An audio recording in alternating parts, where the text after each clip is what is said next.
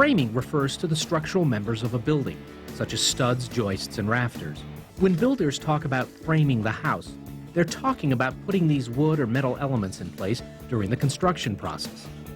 The framing process differs according to the type of framing you're doing, but in general, it's a step-by-step process. Following the steps can make the job easier to do, as well as save you time and money later in the construction. We'll walk you through these steps later in the program.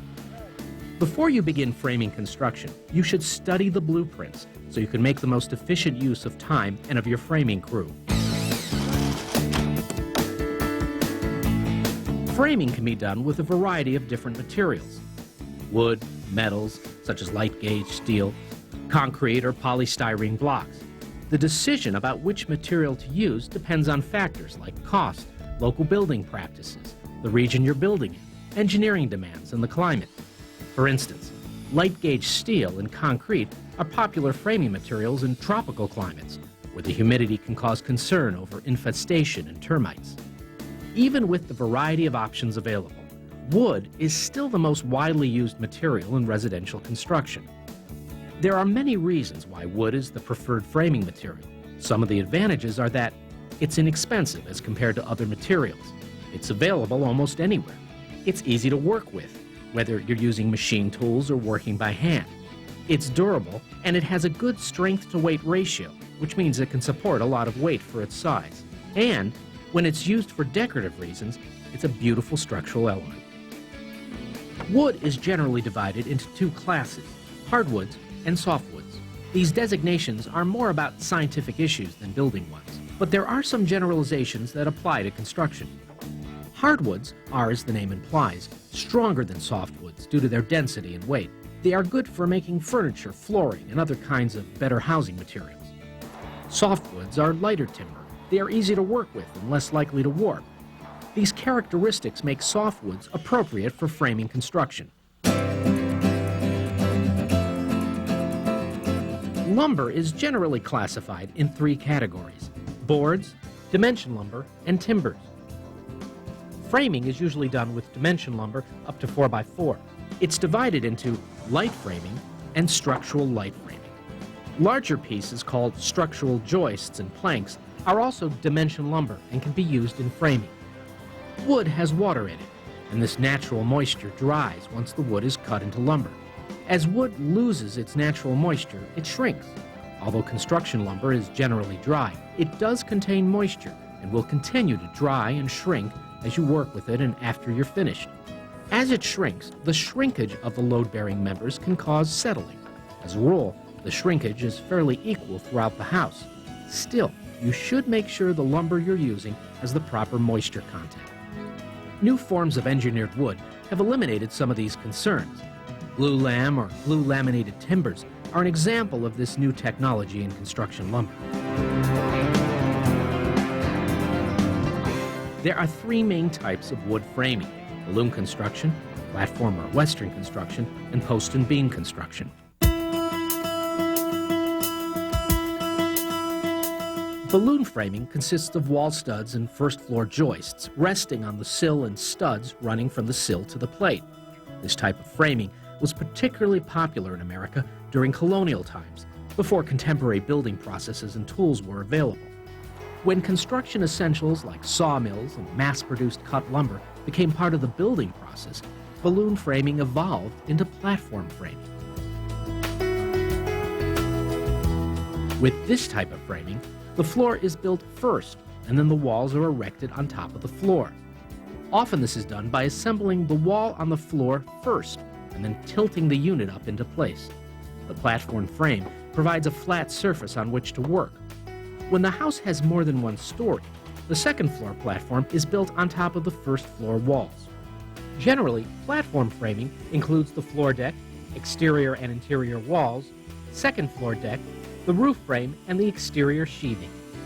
Because platform framing is built in parts and laid in one element at a time, it allows for ease of construction and the opportunity to fix small errors as you build.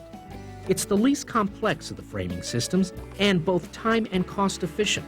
All of these factors account for its popularity as a framing process.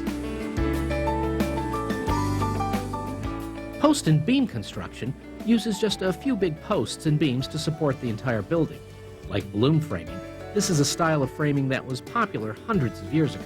Recently, it has become popular again, especially among high-end builders. With post and beam, you use fewer pieces of lumber, but they are much larger and can hold heavier loads. For that reason, they can be spaced more widely. With well-thought-out planning, post and beam framing can reduce material and labor costs. This wider spacing also allows for non-traditional, more distinctive amenities, such as floor-to-ceiling glass elements. Post and beam roofs have become popular again, due in part to the fact that they can be incorporated into a structure with platform framing. Sometimes, post and beam framing is constructed using mortise and tenon joints. A mortise and tenon joint is made when you cut a slot, or a mortise, into a board so that the tenon, or tongue, of another board can slip into it to form a joint. Lap joints and dovetail joints are also commonly used in post and beam framing.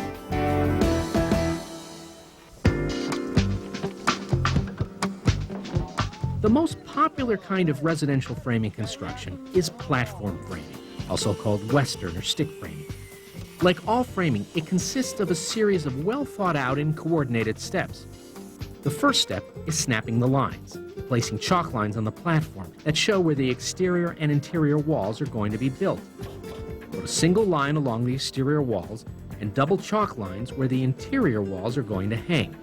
You'll also put notes where the doors, windows are going to be and where any special considerations will need to be made in the framing. When you're snapping the lines, you need to pay special attention to factors such as the plumbing lines and bathroom and kitchen elevations.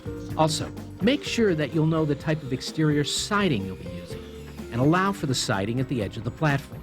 And you'll need to know about the roofing plans so that you can take them into account when you're snapping your lines.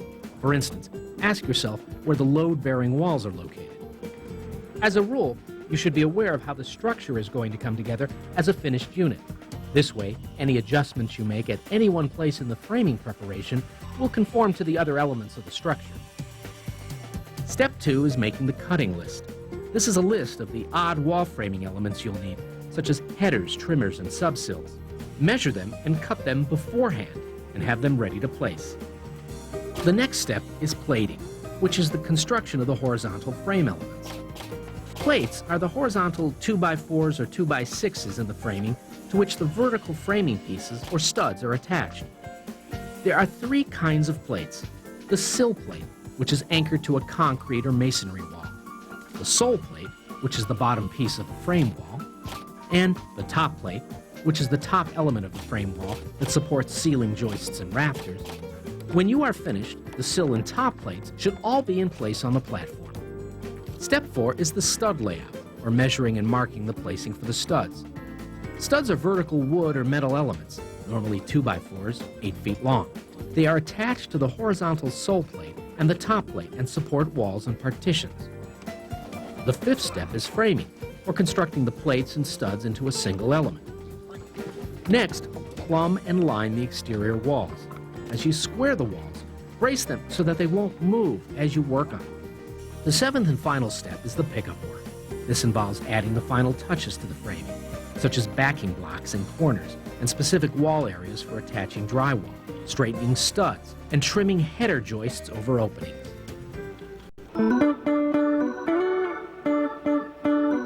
This era of energy and material conservation has seen the development of new, highly efficient framing systems.